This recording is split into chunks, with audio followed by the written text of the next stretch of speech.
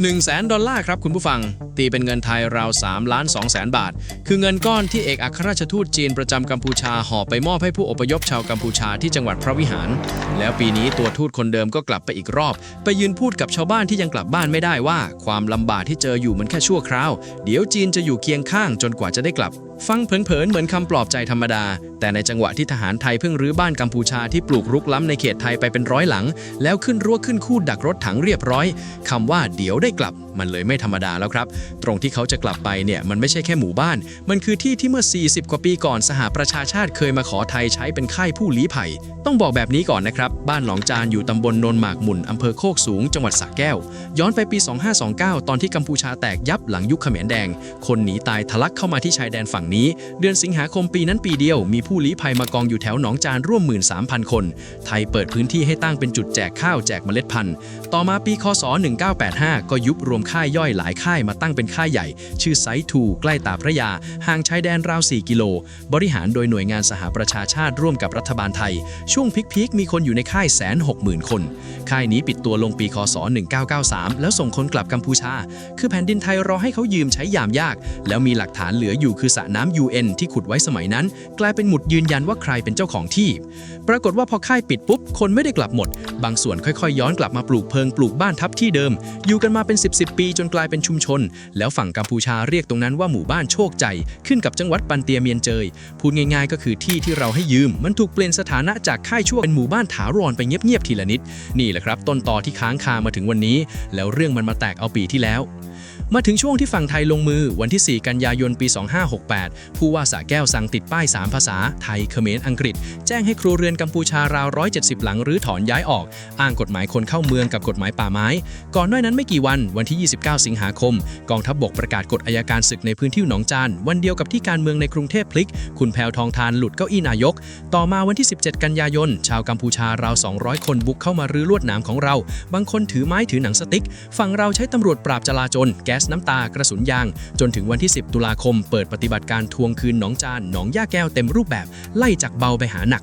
ทางฝั่งของกองกำลังบูรพางานหนักอยู่ที่บ้านของผู้มีอิทธิพลกัมพูชารายหนึ่งที่คนแถวนั้นเรียกว่ากำนันลีหรือบ้านหลังนั้นพร้อมเครือข่ายรวมแล้วเกิน100หลังใช้รถแบ็คโฮเข้าไปจัดการเสร็จปุ๊บก็วางตู้คอนเทนเนอร์ขุดคูดักรถถังยาวตลอดแนวทำแนวป้องกันเป็นชั้นๆกองทัพบกยังระบุด้วยว่าฐานของแก๊งคอร์เซนเตอร์เคยซุกอยู่ในโซนที่รุกล้ำนี้ด้วยตรงนี้แหละครับที่ผมมองว่าเป็นการเปลี่ยนเกมของฝั่งไทยเพราะเดิมทีการอ้างสิทธิ์ของอีกฝ่ายมันยืนอยู่บนคำว่าอยู่มานานอยู่มาตั้งแต่ยุคค่ายอพยพมีบ้านมีชุมชนมีคนอยู่จริงพอบ้านถูกรื้อคนถูกผลักออกแล้วขึ้นรั้วขึ้นคูแทนข้ออ้างว่าอยู่มานานมันหมดน้ำหนักทันทีเหลือแต่ต้องไปสู้กันบนโต๊ะเจรจาด้วยแผนที่กับหลักเขตซึ่งฝั่งเรามีภาพเก่ามีเอกสารสหประชาชาติถือไว้เต็มมือเรื่องรั้วเนี่ยไม่ได้ทำเฉพาะสระแก้วนะครับจุดแรกที่บ้านโคกสะแบงอำเภออรัญญประเทศระยะ5กิโลนิดๆใช้งบราว6,500,000 บาทเป็นเสาคอนกรีตขึงลวดหนาม2ชั้นสูง2เมตรติดกล้องวงจรปิดส่วนโครงการนำร่องที่จันทบุรีอำเภอโป่งน้ำร้อนเริ่มสร้างเมษายนปีนี้ระยะแค่กิโลกว่าๆแต่งบเก็บ70ล้านบาทเพราะรวมถนนตรวจการบังเกอร์หลุมหลบภัยเข้าไปด้วยวันที่22กรกฎาคมที่ผ่านมาผู้บัญชาการทหารสูงสุดก็ลงไปตรวจความคืบหน้าด้วยตัวเองทีนี้มาที่คำพูดของทูตจีนชื่อหวังเหวินปินเอกอัครราชทูตจีนประจำกัมพูชาอดีตโฆษกกระทรวงต่างประเทศจีนปลายกันยายนปีที่แล้วไปมอบเงินช่วยเหลือ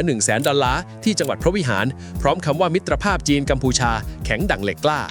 วันที่8ตุลาคมปี2568โพสต์ประกาศว่าจีนหนุนกัมพูชาอย่างมั่นคงในการปกป้องอธิปไตยซึ่งโพสต์ตอนที่ชายแดนกำลังร้อนพอดีและต้นเดือนสิงหาคมปีนี้เองไปเยี่ยมผู้อพยพอีกรอบและบอกว่าความยากลำบากเป็นเรื่องชั่วคราวจีนจะช่วยจนกว่าพวกเขาจะได้กลับบ้านแต่ผมต้องเล่าให้ครบครับที่ต้นเรื่องบอกว่าทูตจีนพูดตรงๆว่าหนองจานเป็นของกัมพูชาให้กลับไปอยู่คือต้องเข้าใจภาษาการทูตด้วยครับคำว่ากลับบ้านในบริบทที่บ้านของคนกลุ่มนั้นอยู่ในเขตที่ไทยเพิ่งรื้อไปมันแปลได้ทางเดียวทางฝั่งของกระทรวงต่างประเทศไทยเองโดยโฆษกกระทรวงคุณนิกรเดชพลางกูลยืนยันชัดว่ามาตรการทั้งหมดทำในดินแดนอธิปไตยของไทยถูกกฎหมายไทยมีการแจ้งเตือนล่วงหน้าส่วนพนมเปญก็ออกแถลงการประท้วงกลับตามระเบียบจีนเขาไม่ได้เล่นเรื่องหมู่บ้านหรอกครับเขาเล่นเรื่องใหญ่กว่านั้นฐานทัพเรือเรียมที่จีนออกทุนปรับปรุงเปิดใช้ไปแล้วเมื่อเดือนเมษายนปีที่แล้วท่าเรือน้ำลึก300เมตรอู่แห้งศูนย์ฝึกร่วมจีนกัมพูชาบวกกับเงินลงทุนเส้นทางสายไหมในกัมพูชาที่สะสมแล้วราว $15,000 ล้านตีเป็นเงินไทย500,000 กว่าล้านบาทของขนาดนี้เขาต้องดูแลลูกค้าให้ดี การส่งทูตไปแจกเงินไปยืนถ่ายรูปกับผู้อพยพมันคือการบอกไกลๆว่าฉันยังอยู่ข้างเธอนะผมมองว่าไม่ใช่การสั่งให้ใครบุกรั้วแต่เป็นการเติมกำลังใจให้ฝ่ายที่กำลังเสียพื้นที่แล้วผลข้างเคียงคือคนในพื้นที่คือเขิมขึ้นและอุบัติเหตุตามแนวรั้วก็มีโอกาสเกิดถี่ขึ้นตามไปด้วยส่วนเรื่องปืนลั่นกับข้อกล่าวหาว่ามีเงินต่างชาติไหลมาจัดตั้งม็อบชายแดนคือรูปแบบการปะทะที่เกิดซ้ำๆปีที่แล้ว2รอบใหญ่รอบเดือนกรกฎาคมมีคนตายอย่างน้อย48คนคนต้องอพยพหนีตายทั้ง2ฝั่งเกิน 300,000 หยุดยิงได้วันที่ 28 กรกฎาคมโดยนายกมาเลเซียอันวาอิบราฮิมเป็นคนกลางมีแรงกดดันเรื่องภาษีจากทรัมป์เข้ามาช่วยเร่งพอถึงเดือนธันวาคมปะทุอีกรอบลามจากป่าติดลาวไปถึงจังหวัดชายทะเลต้องมาเซ็นหยุดยิงกันใหม่ที่ด่านจันทบุรีวันที่ 27 ธันวาคมแล้ววันที่ 31 ธันวาคมไทยส่งคืนทหารกัมพูชา 18 นายที่จับไว้ตั้งแต่กรกฎาคมโอ้โหพอเห็นตัวเลขคนตายกับคนไร้บ้านขนาดนี้แล้วคำว่าปืนลั่นมันฟังไม่ขึ้นเลยครับเพราะปืนลั่นจริงมันเกิดครั้ง2 ครั้งไม่ใช่ลั่นเป็นซีซั่นยังมีอีกเรื่องคือที่บอกว่าคนเขมรอพยพไปฝรั่งเศสเยอะที่สุดในโลกศูนย์วิจัยพิวของสหรัฐระบุว่าปีคศ2023มีคนเชื้อสายกัมพูชาในอเมริกาประมาณ 360,000 คนส่วนในฝรั่งเศสอยู่ที่ราว 80,000 คนต่างกันเกือบ5 เท่าที่คนไทยจำว่าฝรั่งเศสเยอะสุดน่าจะเพราะอินโดจีนเคยเป็นอาณานิคมฝรั่งเศสแต่ตัวเลขจริงอเมริกานำขาดครับส่วนที่ว่ารัฐบาลมาครองกลืนไม่เข้าคายไม่ออกเป็นเรื่องนโยบายคนเข้าเมืองภาพรวมไม่ได้เจาะจงชาติใดชาติหนึ่งกฎหมายตรวจคนเข้าเมืองฉบับใหม่ประกาศใช้วันที่ 26 มกราคมปีคศ2024แต่ศาลรัฐธรรมนูญฝรั่งเศสตัดออกไปเกือบ 40% ของมาตราทั้งหมดรัฐบาลเลยไปใช้วิธีออกระเบียบแทนยกระดับข้อสอบภาษาให้ยากขึ้นเพิ่มข้อสอบความเป็นพลเมือง40 ข้อต้องได้ 80% ถึงผ่านเริ่มใช้ต้นปีนี้ผลคือการให้สัญชาติร่วงลงราว 30% นี่คือความอึดอัดจริงของปารีสครับแต่มันคือความอึดอัดเรื่องผู้อพยพทั้งระบบไม่ใช่ว่ามาครองนั่งกลุ้มใจเรื่องหนองจานแล้วเรื่องเขาพระวิหารที่บอกว่าเป็นของไทยเนี่ยศาลโลกตัดสินปี 2552 ให้ตัวปราสาทเป็นของกัมพูชาฝั่งไทยยืนยันมาตลอดว่าศาลไม่เคยตัดสินเรื่องเส้นเขตแดนหรือพื้นที่รอบปราสาทซึ่งเป็นคนละเรื่องกับหนองจานที่อยู่คนละจังหวัดกันเลยปราสาทอยู่ศรีสะเกษหนองจานอยู่สระแก้วกองทัพบกยืนยันว่าหนองจานมีหลักเขตชัดจากการสำรวจปี 2549-50 ไม่มีปัญหาเรื่องเส้นแบ่งตอนนี้ปักหลักเขตไปแล้ว600 กว่ากิโลเมตรเหลือค้างอีกเกือบ200 กิโลติดตรงเทือกดงรักกับแม่น้ำทีนี้มาที่หลักฐานชิ้นที่คนไทยชอบยกกันคุณวีระสมความคิดถูกจับวันที่ 29 ธันวาคมปี 2553 ยุครัฐบาลอภิสิทธิ์ไปพร้อมคุณพนิษฐ์วิกิตรเศรษฐ์สสกทม.ตอนนั้นจุดที่ถูกจับคือบ้านหนองจานตำบลโนนหมากมุ่นไม่ใช่ในเขตกัมพูชาแกโดนขังที่เรือนจำเปรซอยาว 1,281 วันได้ออกมาวันที่ 1 กุมภาพันธ์ปี 2557และเมื่อวันที่ 20 มีนาคมปีนี้เองแกพาคณะกลับไปชี้จุดเดิมใช้โดรนถ่ายภาพเก็บไว้เป็นหลักฐานเตรียมฟ้องหน่วยงานรัฐฐานละเว้นการปฏิบัติหน้าที่